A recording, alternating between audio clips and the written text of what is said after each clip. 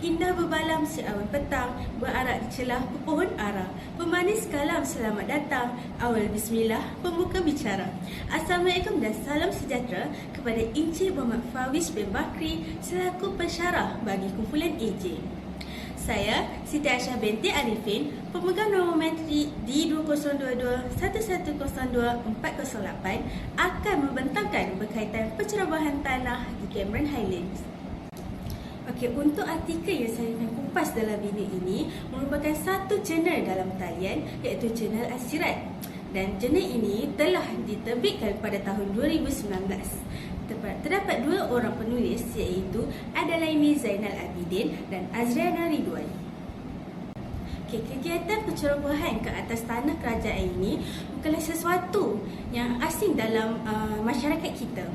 Dan perkara ini merupakan salah satu masalah yang sangat serius yang perlu ditangani secara tegas oleh semua pihak. Dan ini kerana perkara ini bukan sahaja dapat menjejaskan kecekapan serta keutuhan pentadbiran tanah di negara ini, tetapi masalah ini juga dapat merugikan negara secara keseluruhannya.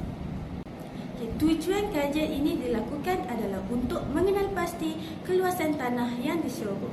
Maka, kajian ini dijalankan hanya tertempu di daerah Cameron Highlands sahaja. Selain itu, kajian ini juga dijalankan untuk mengetahui punca dan kesan kepada tanah kerajaan yang diceroboh. Dan yang terakhir ialah untuk mengkaji tindakan penguatkuasaan yang berkesan ke atas tanah kerajaan yang diceroboh. Kaedah kajian yang digunakan adalah dengan menggunakan data-data primer dan data sekunder. Kajian ini dikutip melalui temu bual pegawai di Jabatan Kerajaan yang berkaitan dan menganalisis buku-buku dan dokumen yang berkaitan. Metod temu bual dijalankan bagi mendapatkan pandangan, cadangan dan komen daripada responden.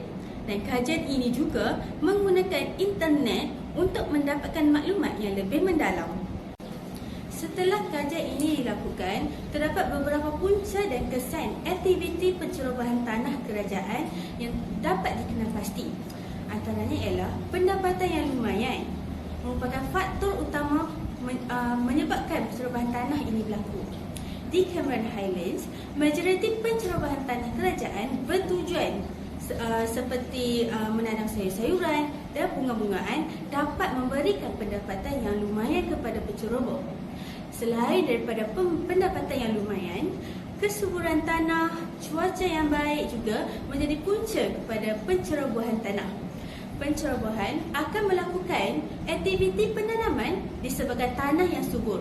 Ini kerana tanaman tersebut mudah untuk hidup tanpa perlu mengeluarkan kos yang tinggi untuk membeli tanah lain bagi tujuan penanaman.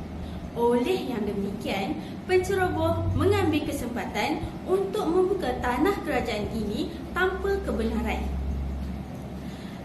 Dan selain itu, kelemahan penguatkuasaan telah memberi kesan yang besar kepada pencerobohan tanah kerajaan. Kelemahan ini juga berpunca daripada kekurangan anggota penguatkuasaan. Dalam melakukan penguatkuasaan, ia memerlukan anggota yang ramai kerana tanah yang dicerobohi di daerah tersebut terlalu luas. Jadi, ia sukar untuk mengambil tindakan secara menyeluruh. Pencerobohan tanah yang luas akan mengundang kesan yang besar kepada persekitaran. Pencemaran sungai merupakan sesuatu yang perlu dipandang serius dan berbahaya kepada manusia dan juga ekosistem.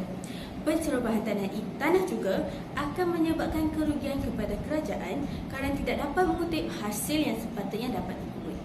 Lain daripada itu, permukaan tanah ini turut memberi kesan kepada perubahan suhu. Perubahan suhu ini sebenarnya adalah disebabkan tangan-tangan manusia yang tidak bertanggungjawab untuk mengekalkan kelestarian hutan.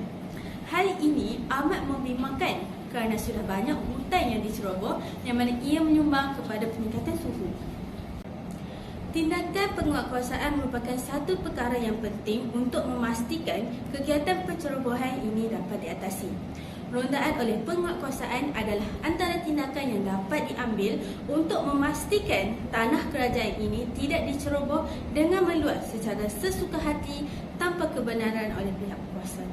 Selain daripada itu, terdapat satu inisiatif yang telah diambil iaitu kerajaan negeri dengan kerjasama kerajaan persekutuan melalui melancarkan operasi Gading atau Ops Gading pada tahun 2014 hingga tahun 2017 bagi membanteras kes pencerobohan tanah di Cameron Highlands. Ops Gading ini adalah satu operasi yang berskala besar bertujuan untuk membersihkan tanah yang diceroboh. Berdasarkan kajian ini, kita dapat lihat bahawa pencerobohan tanah secara haram dapat memberi impak yang besar kepada kerajaan negeri dan persekitaran. Oleh yang demikian, pihak berkuasa perlulah mengambil tindakan untuk memastikan aktiviti pencerobohan tanah ini dapat dibendung dan dihentikan daripada terus berleluasa. Sekian sahaja daripada saya. Terima kasih.